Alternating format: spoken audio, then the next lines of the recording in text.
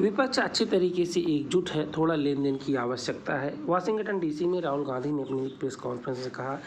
यह खबर 2 जून 2023 को आप जैसा कि आर्टिकल में देख रहे हैं पब्लिश हुआ है।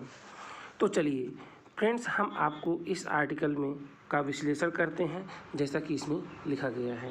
ये article the Hindu, economic times, Bloomberg, wall street journal और ग्लोबल टाइम्स जैसे अखबारों में मुख्य सुर्खियां बन गई हैं।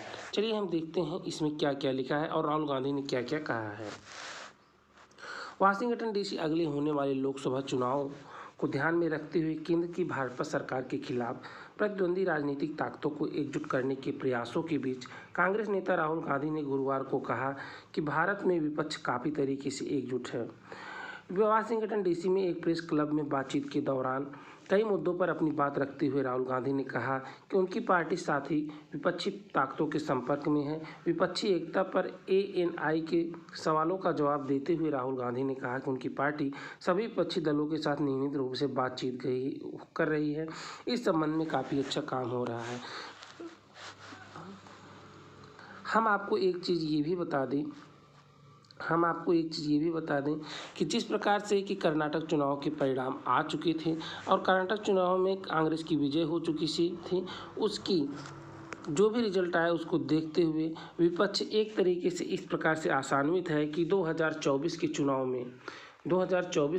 में एक विपक्ष को एक अच्छा बहुमत हासिल करने का प्रयास करना होगा। और हम आपको बता दें कि इसमें उन्होंने कहा कि विपक्षी बहुत अच्छी तरीके से एकजुट है और यह अधिक से अधिक एकजुट हो रहा है। हम सभी विपक्षी पार्टियों के साथ बातचीत कर रहे हैं, मुझे लगता है वहाँ काफ़ी अच्छा काम हो रहा है।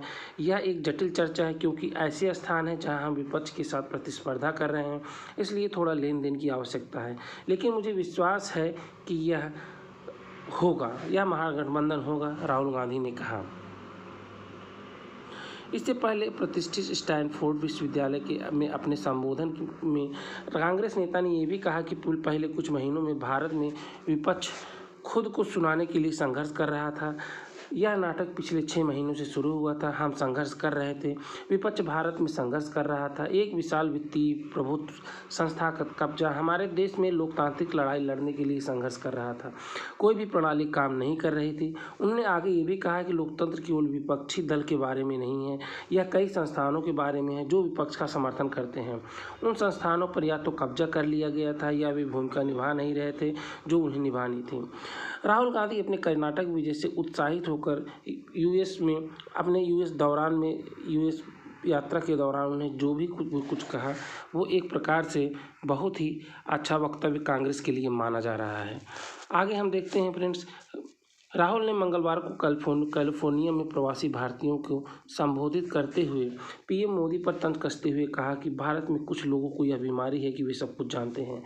इस टिप्पणी से भाजपा की ओर प्रतिक्रिया आनी शुरू हो गई, जिससे कि कांग्रेस नेता पर विदेशी धरती पर भारत की छवि खराब करने का आरोप लगाया। आप जानते हैं कि जब वो लंदन यात्रा के दौरान थे, उन्होंने जब वहाँ पर अपने विचारों को व्यक्त किया था, उस समय भी बीजेपी ने ये कहा था कि वे विदेशी धरती पर भारत की छवि खराब कर रहे हैं।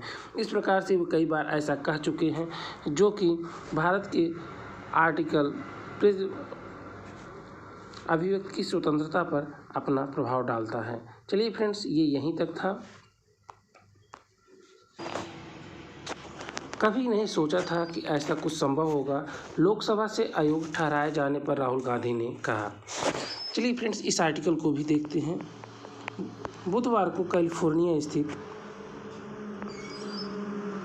को राहुल गांधी ने कहा कि 2004 में राजनीति में आने से पहले उन्होंने ऐसा कभी नहीं सोचा था कि इस प्रकार से भी कुछ होगा, कि लोकसभा में उनकी अयोग्यता हो सकती है। मैंने नहीं सोचा था कि ऐसा कुछ संभव। उन्होंने संसद सदस्य के रूप में लोकसभा से अपनी अयोग्यता का जिक्र करते हुए कहा। उन्होंने सैन फ्रांसिस्को में प्रवासी भारतीयों को संबोधित करते हुए प्रधानमंत्री नरेंद्र मोदी और भाजपा सरकार पर कटाक्ष करने के एक दिन बाद कैलिफोर्निया के स्टैनफोर्ड विश्वविद्यालय में यह टिप्पणी की।